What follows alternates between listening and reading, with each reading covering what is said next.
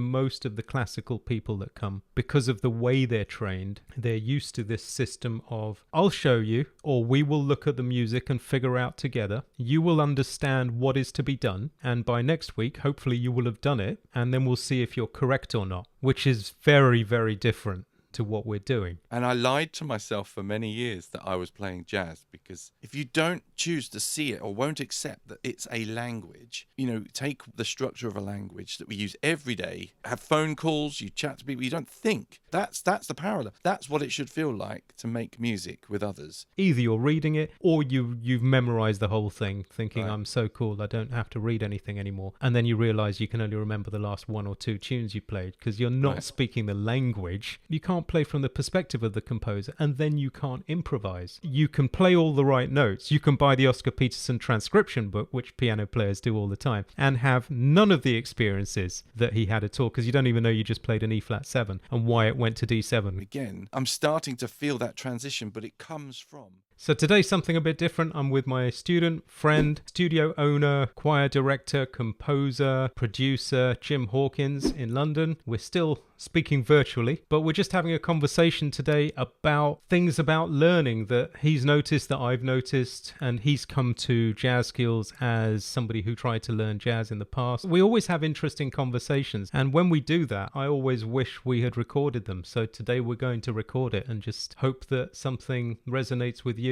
and helps you in your learning and along your journey as well. So welcome, Jim. Hi. I know a bit about how you learned and started out with music, but not really much about your jazz journey before we met. So what was going on and what was working, what wasn't working? Tell us about that. Yeah, well, this goes back 10 years or more, where I started to branch out as a solo piano player and singer. And I was playing in the hotels, and I did a spot on a Disney cruise ship. And then I realized as I was playing, I couldn't find the sound they were making with, Ralph Sharon accompanying Tony Bennett and the big band sound. I just couldn't get that through my fingers. And I lied to myself for many years that I was playing jazz, because I knew a couple of pop chords, I knew some dominant sevens, and I could sing. And then I'd go for a solo, and I dread to think, I'm lucky nobody recorded my solos at the time. And this is in front of people, doing, Fly Me to the Moon and Lady is a Tramp, Come Fly, all those numbers. I just couldn't get a grip of the jazz sound and couldn't lock it down, and had no tuition. I was a classical boy trying to play jazz, and you know what they sound like.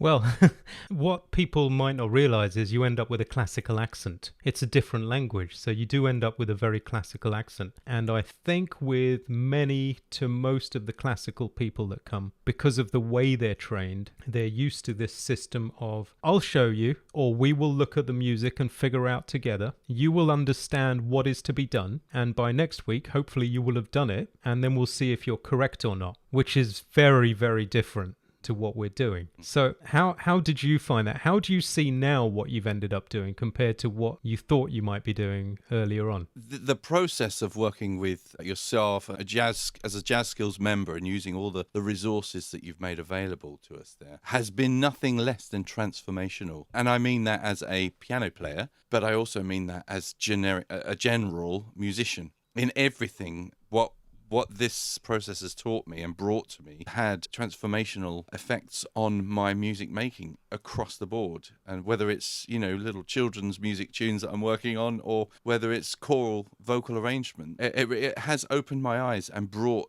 a new understanding of music that was, I think, behind the curtain of the classical stuff. What's changed? It's the system, it's the functionality, the deeper understanding of harmonic functionality that broke through for me. Because before that, these are the notes on the page and they're magic. Who knows how they came about? Doesn't matter. You've got grade 4 to pass next week. Let's just get on with it, right? Precisely that. Parrot fashion by rote, which, to some extent gets people somewhere. There are lots of bald spots in what it means and, functionality. So that's what it's brought. I've grown to I fell in love with the system and the thinking behind jazz. And like I say, I can now see all of this inside, like all the classical stuff. They're all doing it, but nobody's talking about it. And, you've shown us Barry Harris talking about classical composers. And I love the fact he's saying, they knew. So I believe you've brought a lot of that, and there's much more to come, and it's never ending, really. That's how big an effect it's had, just studying the skills of jazz, but music through jazz. That's amazing that you've filtered through in so many different areas of your work. It's fantastic. I think what was coming to me listening to you speaking there was this idea of knowing how to play jazz and then trying to play it is stopping most people in that what I call a level 2 area. Play a few tunes but no real freedom. Taking it back to, functional songwriting, the Great American Songbook, the jazz standards, that if you haven't trained yourself for the functions of the language, what is this chord progression doing? What should we really expect next? Right, we've just set up the first 4 bars so we don't have to remember much. If that's not going through your head whilst you play and you're relying on what I call read skills or remember skills, either you're reading it or you've memorized the whole thing thinking, right, I'm so cool I don't have to read anything anymore, and then you realize you can only remember the last 1 or 2 tunes you played because you're not speaking the language. You're either relying on eyes or brain memory. If these functions aren't going through your head as you play, guess what you can't do? You can't relate to the composer. You can't play from the perspective of the composer, and then you can't improvise. So I think one of the biggest mistakes people make when they're level 2 and they're trying to improve on their own and they come to me, for example, is they're coming with something that doesn't come from a linguistic perspective. Mm-hmm. And it's robotic. They're not playing in time. They don't know why they're playing Misty. And it began with E flat, and why it went B flat minor 7 to E flat 7. And they're saying, look, I've done that for a couple of years now. Surely you can show me how to make it better. And the thing is, you can't, because we're not really talking about the skills they learned, only what they can play. And you can't add to it. You have to go back and go, what's going on here? And do you have any relationship to it? Is that what you expected when you started learning jazz? Or what was your expectation? How did you think it should work? I was in that mode of thinking. And I mean, as I said, it's transformational. So I came in one door and sort of found that I was one of those thinkers of, you're going to show me how to sound better on tunes by showing me tunes and licks and stuff that might be able to be written down, remembered and replicated every time I play it. Thus, why do you think, with your experience in classical music and with choirs and training people, why do you think that is the expectation? Because when I was a younger teacher, it's been about 3 decades now, that came as quite a surprise to me. It's not a surprise anymore. But why do you think it is like that? Because your first interactions with music education and gradings and progression is measured by learning pieces from a score and then recalling them in a performance setting where you're then graded and judged and then passed or not. And I think that you're taught scales because that's how you work the piano, and so there's a set amount of scales that you should use, and they are to train your fingers, dexterity of your playing, and then you learn pieces of a certain level that will show what you can achieve from start to finish in terms of just your control of the instrument. It's very mechanical. I never really got taught expressive stuff very early on, but was I too young to know about that? I don't know. I was just robotically doing as I was told. And I think that's the way we're brought up through music, is that there's a score in front of you and you play what's written there. It was incredibly rare that any of my teachers ever encouraged or promoted improvisation. And that's something as well. I mean, so if you take dots away from highly trained professional classical players right down to those that are just starting out as classical players, there is a little bit of music stops because the dots aren't there. And there's a fear as well. I've just worked with some guys that can read like they're robotic readers. They're incredible. The most exotic music, and they're just straight off one take. But that same musician, when asked to perform on a bit of a jazz track, and there was given a lead sheet with no dots on, just chord chart and a bit of melody, fell to bits. And it was, like it was another player. Yeah. I must say, they survived perfectly all right, but you could hear the classical voice in the way they were playing in the jazz. So I think it's that, we're given dots and we're taught in that's our interaction with music and instruments. And our ears are not as trained. Because I was going to say that another major thing is that That's a good point. you've taught a lot more about the oral side of music and linking that to the physical side of music making. Joining those two bits together is a key to accessing better jazz. Yes, true. It's a good point. I'm really trying to encourage members to not have everything going on in their head, but to start to hear what they're playing and recognize that, and recognize it when they hear it somewhere else so they know what it is, and also recognize it when they hear a tune that they do know, because if you never train yourself to hear anything, you don't free up resources to improvise. And I get emails occasionally from members, how do I do this and how do I do that? Please don't say you've got to feel it. People are almost at that stage where they're sick of being told by jazz educators, you've got to feel it. And I think that's because people aren't learning the basics that we do in the Developing Fluency course first. They're not learning what are the chords. They're not saying, okay, this is the key of F, so this is 1, 2, 3, 4, 5, 6, and 7. They're not saying this is 1, 6, 2, 5, and that's a ton of songs, right? They're not saying it might be 3, 6, 2, 5, which is very similar. And that doesn't make much difference functionally. It's just a different sound. They're not learning the progressions that leads to each of those places in the key. And they don't have any way to drill that and practice it and know if they're getting any better. So without any of that skill, not knowledge, but skill.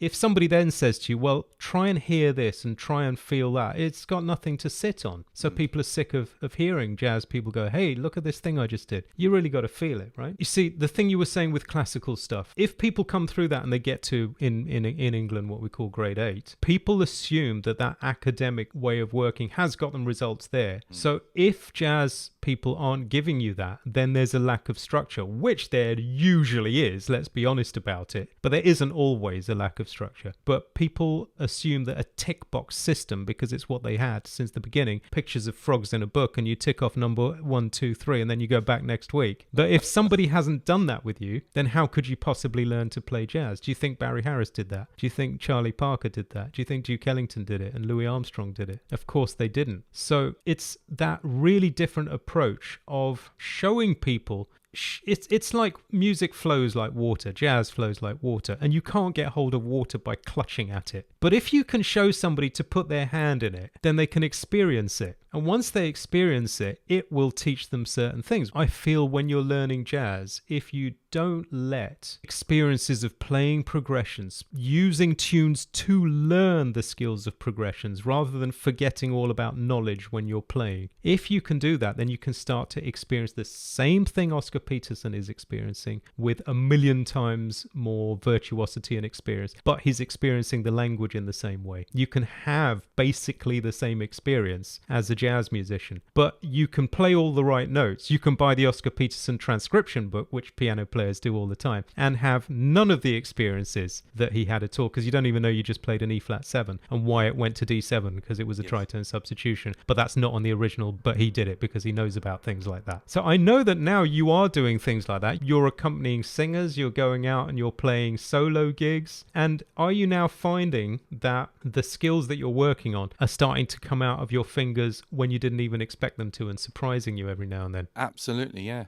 And the journey towards it, I still remember thinking that I could write everything down. I actually used to write the theory and then write all the chords out in manuscript form. I still remember I was on a camping holiday with the family, and I was sat there thinking I was being ever so good, writing out all the chord progressions through the different keys, reaching a stage where I'm like, why isn't that coming through my fingers? Why isn't it actually happening? And thinking that you can think your way into this without actually experiencing it. Like you say, put your hand in the water. You can't get to this stuff just through thought alone. It's not cerebral. It's quite an omnisensual thing that you have to open every hole, everything that you can. Your ears are playing, your mind is in there, your fingers, whatever you're playing is in there. And then there's that thing that binds it all together, which is that language, that system of language. If you don't choose to see it or won't accept that it's a language, and that if you take the structure of a language that we use every day, have phone calls, you chat to people, you don't think. That's the parallel. That that's what it should feel like to make music with others. It should feel like a conversation that's off the cuff but perfectly intelligible, and everybody can make some sort of communication out of it. But you have to learn the system, and music is a matter of learning. Jazz is a matter of learning that system, which jazz skills, if you ignore that title, which I did for many years, jazz skills is a very specific instruction there. It's a big flag saying this is what you do, this is what we are. It's about learning skills so that then you have the ability to take that forward. And yes, I'm starting to find that with the repetition of drills and practicing in all different keys and trying to fuse together something that I can learn in 5 minutes from a jazz skills video or instructional that will take me, I don't know, 6 weeks to own, and then I start putting it into my playing, and I'll catch it every now and again. I'm starting to feel that transition, but it comes from drills, skills, working in different keys, and engaging with this idea that it's a not language. Looking for any results, and not. It's like going to the gym. Yes. You can't come out on day 2 with a personal trainer exactly looking at your stomach, right? And looking at your muscles and say, well, where are they? Exactly. You can't do that. And it's funny, I don't know why people come to music thinking that results are that academically achieved and that it is just purely from that. I mean, I remember that big, smack around the head, which was like, you can't... I didn't smack you around the head, did I? No. Don't tell people that. It was just like a big eye-opener as to what I said to myself was like, what an idiot. You've missed the main point, which is you've got to play, you've got to practice, you must make time, because it all absorbs together in one go. And if it starts to rotate into your playing, and it becomes part of your life, like your language skills do. And I think when it does become part of your life, a few things happen. Number one, you stop worrying about how long it's going to take. If you really make the decision that you're going to do this forever anyway, it becomes less important. How long is it going to take? Because the truth is, whatever it is doesn't exist anyway. If you think I'm happy with my playing after 30 plus years of playing, of course I'm not. Any decent musician isn't happy with their playing. And, it takes that pressure off, first of all. But also you start to experience success. And for me, success is letting the music and the skills and the exercises and the tunes and the experiences teach you that without you micromanaging your progress, it showed up anyway. A child doesn't learn to walk because they learn about how muscles and bone density works, right? Exactly. If it's time to level up your playing, then come and see us on Jazz Skills, where we won't just drown you in information, but we'll focus on your transformation, what to learn in which order, with support from me, a developing fluency course to work through, and a vibrant community as well. Thanks for watching, and bye for now.